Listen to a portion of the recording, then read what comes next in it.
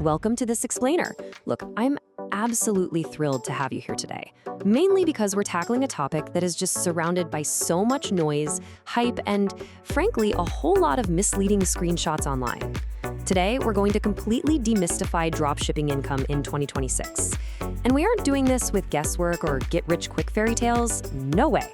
We're looking at hard, undeniable data pulled directly from TrueProfit's analysis of over 1,200 active dropshipping stores. So if you want the statistical reality of what it actually takes to build a profitable business in this space right now, you are in exactly the right place. Let's get into it. Okay, let's dive into this. Here is our roadmap for today.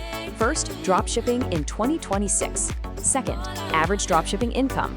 Third, healthy profit margins. Fourth, income by experience level. Fifth, time to make money. And finally, number 6, factors affecting earnings. All right, part 1, dropshipping in 2026. The big question, is it actually still profitable? Let's just address the elephant in the room right away. Yes, the dropshipping model is far from dead. In fact, right now, the global market is valued at a staggering $590 billion. But here's the wild part. Driven by relentless global online shopping trends, it's projected to hit a massive $2 trillion by 2032. That's trillion with a T. The demand is unequivocally there. People are buying from dropshipping stores every single day. Now, what's really interesting about this is that right alongside that massive market growth lies a pretty harsh reality. Over 90% of new stores completely fail to sustain operations beyond their first year. Why? Because market growth just doesn't guarantee easy profits anymore. The opportunity is definitely expanding, but competition and rising ad costs, they're scaling even faster, which absolutely wipes out unprepared beginners. And that brings us to, honestly, a pretty sobering reality check. Realistically, only a tiny fraction of sellers, about 1 to 5% of dropshippers, ever make it past that initial testing phase to achieve consistent, stable monthly profitability. We aren't talking about one lucky viral peak month here. We're talking about sustainable, reliable profit over time. So the logical question becomes, what does that top 1 to 5% actually take home? Which leads us perfectly into section 2, average dropshipping income. Let's look at what sellers really earn.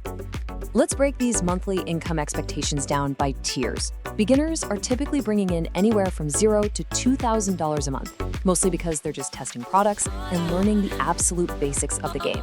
Now, intermediate sellers, the folks who've managed to find a few winning products, they land in that $2,000 to $10,000 range. But your advanced dropshippers, the ones making ruthless, data-driven decisions to scale their winners, they're generating $10,000 to $50,000 or even more every single month.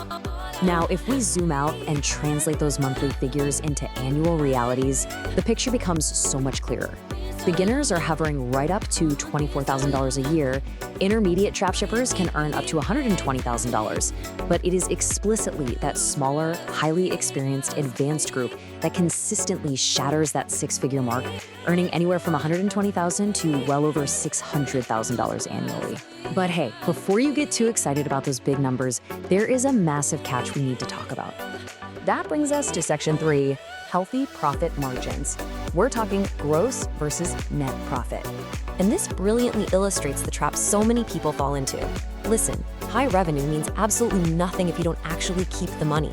The most vital distinction you can make in e-commerce is the difference between gross and net profit. On average, stores hit a gross profit margin of about 65 to 70% after paying their supplier. Sounds great, right? But your net profit, your true take-home pay, typically sits between just 5 and 20% once you factor in advertising, transaction fees, apps, shipping, and of course, refunds.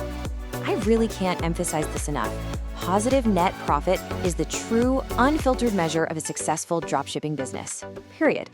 While 5 to 20% is the standard benchmark you should be aiming for, the absolute golden rule of the game is this. As long as your net profit remains positive after every single expense is paid, you have a genuinely profitable, sustainable business on your hands.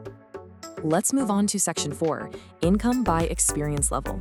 Let's compare revenue versus actual take-home pay. Let's walk through these numbers row by row, because it's super revealing. Take a beginner. They might generate a totally respectable $8,000 in revenue. Awesome, but wait.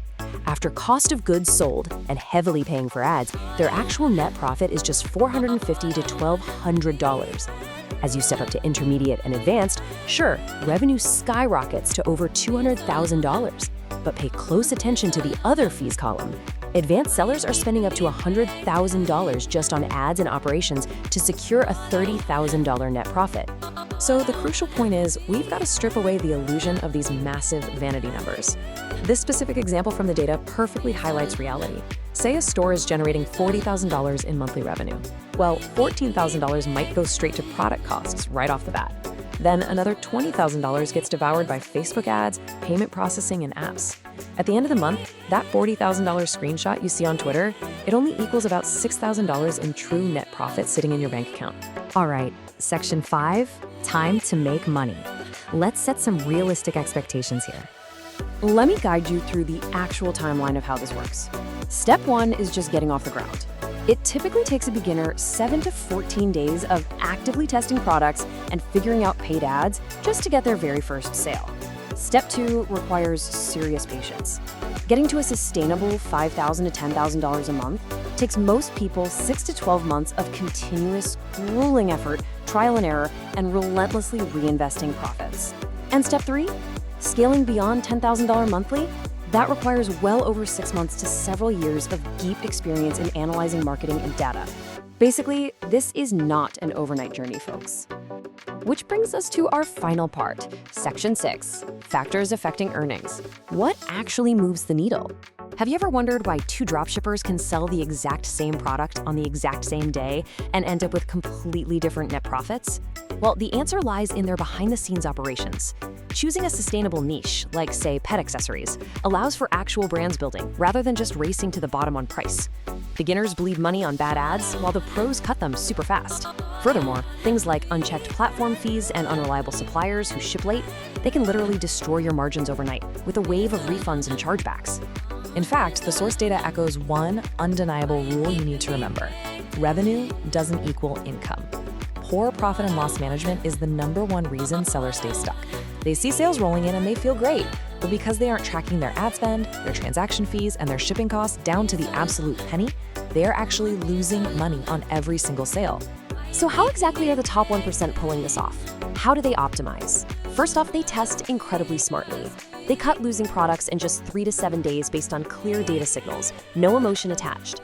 Next, they increase their average order value by bundling products. Think about pairing a portable espresso maker with a custom travel case. Boom, more margin.